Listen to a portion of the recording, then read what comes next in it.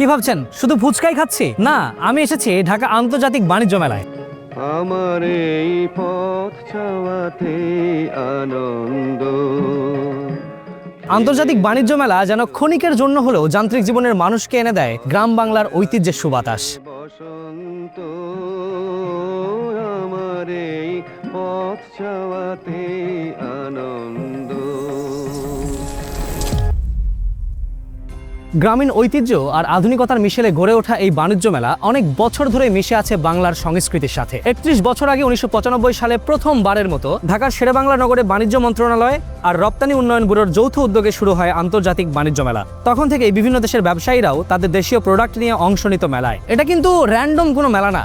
আন্তর্জাতিক বাণিজ্য মেলা শুরু হওয়ার পেছনে ছিল একটা মোটিভ। মূলত বৈদেশিক ব্যবসায়ী প্রতিষ্ঠান ও উৎপাদনকারী প্রতিষ্ঠানগুলোর সামনে নিজেদের দেশীয় পণ্যের প্রসার চাহিদা তুলে ধরাটা ছিল অন্যতম টার্গেট, যাতে আমাদের বিভিন্ন ক্ষুদ্র ও কুটির শিল্প বা ব্র্যান্ডের প্রোডাক্টগুলোর রপ্তানি বাড়ানো যায়। মেলাটা বেশ বড়, ঘুরতে ঘুরতে বেশ টায়ার্ডও লাগছে। দেখা যাক মার্কস মিল্কশেকের স্টলে টায়ার্ডনেস কাটানোর কিছু পাওয়া যায় কিনা। বাহ, এইখানে কিন্তু আসলে অনেকগুলো ফ্লেভার আছে, কিন্তু আসলে কোনটা নেওয়া যায়? আমার মনে হয় স্ট্রবেরিটা নেই। আপু, আমাকে একটা স্ট্রবেরি দিয়ে একটু ট্রাই করি। Thank you. সো স্ট্রবেরি আমার কিছুটা পছন্দের, এবং এটা যেহেতু ঠান্ডা আছে আই থিঙ্ক এটা রিফ্রেশিং লাগবে। Let's try. খুব ইন্টারেস্টিং, মানে অনেক ঘোরাঘুরির পরে এটা অনেকটা রিফ্রেশিং ভাইব আমাকে দিচ্ছে। আচ্ছা, আমি আরেকটা নিয়ে যাই। স্ট্রবেরি তো ট্রাই করলাম, লেটস টেক আ ক্যাফে লাটে।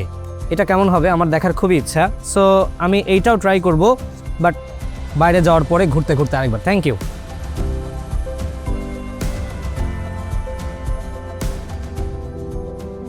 তবে সত্যি বলতে বাণিজ্য মেলার আগের যে আমেজটা ছিল সেটা অনেকটাই কমে এসেছে। সঠিক ব্যবস্থাপনার অভাব, বিদেশি ব্যবসায়ীদের অংশগ্রহণ কমে যাওয়া, কোয়ালিটি মেইনটেনে ঘাটতি, সব মিলিয়ে আগের সেই ক্রেজটা যেন ফিকে হয়ে এসেছে। তবুও সংস্কৃতি আর অর্থনীতির অংশ বলে কথা, নিজেদের ঐতিহ্যকে সবার সামনে তুলে ধরার এর চেয়ে ভালো প্ল্যাটফর্ম আর হতেই পারে না। ব্যবসায়ীরা যেমন এই সময়টার জন্য অপেক্ষা করে, তেমনি মানুষও অপেক্ষা করতে থাকে। এখানে আসা যেন ট্রেডিশনেরই একটা অংশ। তাই তো বছরের এই সময়টাতে প্রতিবারই মানুষ প্রচন্ড ব্যস্ত সময়ের মাঝেও ঠিক সময় বের করে চলে আসে নিজেদের ঐতিহ্যকে খুঁজে নিতে।